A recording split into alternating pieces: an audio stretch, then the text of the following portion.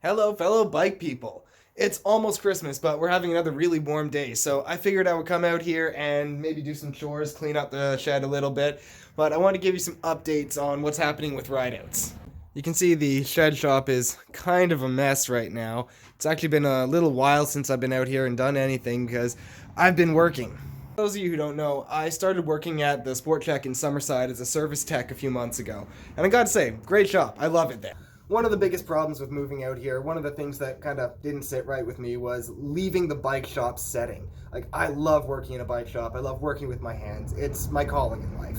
When I got the opportunity to start working at Sport Check and get back in the bike shop setting, I was super happy. The Summerside location has a fully set up bike shop. Like, their tool collection is pretty much complete. There's really nothing they need. They have a good stock of parts, and they give me pretty much free reign to handle repairs as needed. So yeah, bring your bike by to the Sport Check in Summerside if you want me to do a really nice job tuning up your bike. Pitches from my employer aside, the Canadian Tire Corporation is pretty clear that I need to express to all of my viewers that I do not represent them in any way. They're not paying me to make these videos. They're not sponsoring me. They don't approve any of this. This is just my opinions, as it's always been.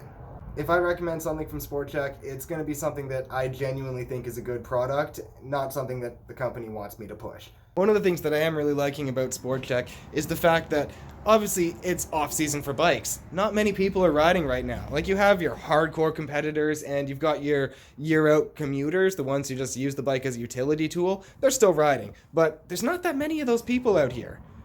There was a little bit more of that happening back in Mississauga when I was working at CyclePath, but it was still super slow in the winter. It was not a, high energy job when it was the off season.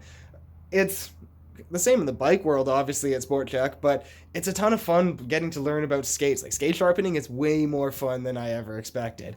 Getting to work with like hockey equipment and the hard goods, it's not something I ever really expected to like, but it's actually a ton of fun. Now, I am only part-time at Sport Check, but I've been pretty much, maxing out the amount of hours I can spend working there.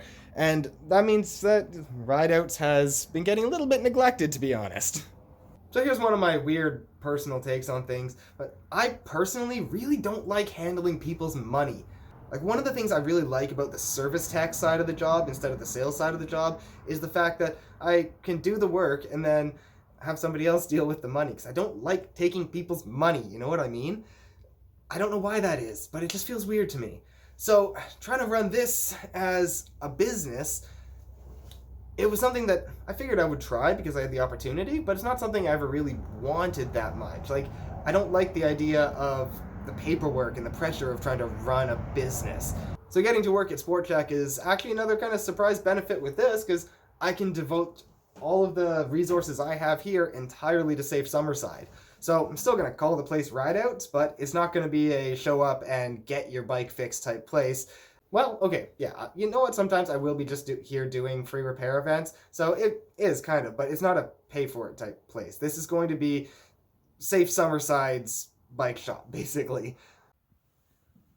We've got quite a bit I still got to do here for Safe Summerside. There's a whole bunch of like wheels back there. There's extra tools, parts, accessories, so many random spare parts I have to go through. I got to get all those sorted out before the summer. Got some cool stuff in here still. Like this thing, I'm not sure what the brand is, but I'm pretty sure it's from the late 1950s or early 1960s based on the research I've been able to do.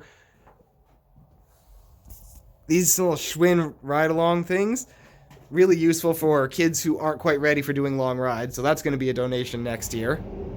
These two are 24-inch full suspensions that were donated to Safe Summerside, so obviously nothing special as far as mountain bikes go, but for beginner mountain bikers or people just having fun around the city of Summerside, these are going to be a ton of fun once I get those fixed up. Here we have a couple work in progress. This thing I am turning into a wheelie bike very slowly as I get parts to make it more wheelie bike-like. This BMX is an old Diamondback that, it's pretty solid, but it doesn't have the correct axle for the dropouts. Like, it's skinny axle, big dropouts, so got to get a proper wheel set for that one. This is my winter beater bike. I have a ton of fun with this thing. This is a We the People Crisis that I picked up on Facebook Marketplace, and I've been just kind of lightly modifying it, tuning it up, adjusting it. I love having a bike to just kind of experiment with. And then this is Brianna's e-bike. This is my first big chore out here. I've been dusting it off because I took it for a ride a couple days ago and it got super muddy. But e-bike season is pretty much over, so now I need to get the soft cloths and the light sprays and clean it off while being careful with all the sensitive electronics, because you know how e-bikes are. So now it's time to put some music on my little box of loudness and get going with this. Alright, so I got the Big Green Monster cleaned up and I tuned up one of the full suspension things. So let's go outside and see what I got going here. So these are all leftovers from Safe Summerside's recycling program. I figure because it's close to Christmas and we have decent weather, somebody may want them. So I have them all out here. They're all labeled as free. Obviously they're not super fancy bikes, but hey, for somebody who doesn't have a bike, these things are better than nothing. This is all I really have for now, but there's a few more bikes I think I can get scrapped together and hopefully expand this little collection a bit before Christmas. I really wish I had the stuff to get that BMX going, because having a BMX out here, I'm sure somebody would be so stoked on that. Alright, it's about 20 minutes later and I fixed the Raleigh. I love these things. They're, I don't know, I don't want to insult them, they're not horrible bikes, but they got some weird stuff going on. This thing's actually pretty old. When I was in high school, I swear every other bike in the bike rack was one of these. Usually like the 26-inch wheeled version, not the 24, but yeah, same thing. It's not horrible. See, it's actually got real Shimano parts on there and actual Shimano combo shifters, so pretty solid in that department. It's an aluminum frame, so also pretty good. This is where it gets weird though. Those bolts, those are just decorative. This is actually a quill type headset, so this is the bolt that handles the up and down. The headset tension is all done through this ring here. Okay, I do get why they put those there, to make it look higher end than it is, but yeah, having those decorative bolts just really bugs me. Although that thing's actually in pretty good shape. Like, it needed little tune-up, needed some things tightened here and there, and it needed a new front tube and tire because the old tire had blown out the bead. But, I mean, it's ready to ride, and it's probably the best bike out of all of these here. In fact, let's take it for a test ride and see if that's true. Well, the gears work. That's good enough. Almost dropped my phone.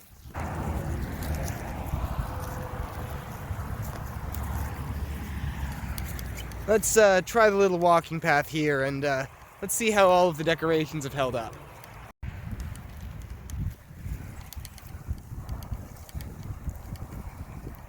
So Brianna and I got sucked in by the whole concept of the wildflower meadow, the pollinator garden. So this little like square of our property, we decided to basically just cut our little path into it, leave the rest pretty much untouched, just see what nature does. We did add some decorations though. Some of these are pretty cool. Well, I think they are. What we did here is we made a little village for the gnomes and the fairies and the pixies and whatever other wonderful creatures may live around here. You start off at the train station down here, take the little path up to the general store. And here you can see the fairies. Well, they've left their bikes lying around, but they do have their own little bikes right here. This must be a gnome, one of the bigger ones that's been riding that one. And then yeah, that's the general store where they come to do their gnome and fairy shopping. Behind the general store we have our mushroom forest. This is kind of like the community park for the fairies and the gnomes. It also was being used as a bird bath, but yeah, apparently that material doesn't like water. Nestled in amongst the mushroom park is the actual village itself, where their houses are. And behind, they've got their pet turtle. I call this guy the all-terrain turtle, because, you know, he's made of mountain bike stuff. It would appear I have a visitor, so I'm going to put this on pause for a minute. Well, that was Deborah from Safe Summerside. She's one of the members on like all of the boards and helps actually organize everything with Ken. She dropped off a bike for the recycling program and a coffee with it. Everybody who brings me a coffee is just one of the best people in the world. That's how it is. So this is it, the Everyday Traveler, one of the, honestly one of the cheaper bikes you can get at department stores. But it's not a bad bike, and the reason for that is there's just not much to go wrong on it. It's pretty simple. It's got pretty laid-back geometry, really upright handlebars, smooth tires. It's pretty comfortable. They're friendly. They're easy to ride. they don't have the best drivetrains. Like, these shifters get ridiculously sticky, and you can be like a muscle man, you're not going to be able to move those shifters. They gum up so fast, and there's no point trying to fix them. You might as well replace them. Or on a bike as simple as this, just put it in your favorite gear, never touch the shifters again. I think just like the last one, this one's going to need a little lube, a tune-up, maybe a few things tightened, and then yeah, this will be good to go out, and that is actually a nice collection for the day. I'm really happy with this.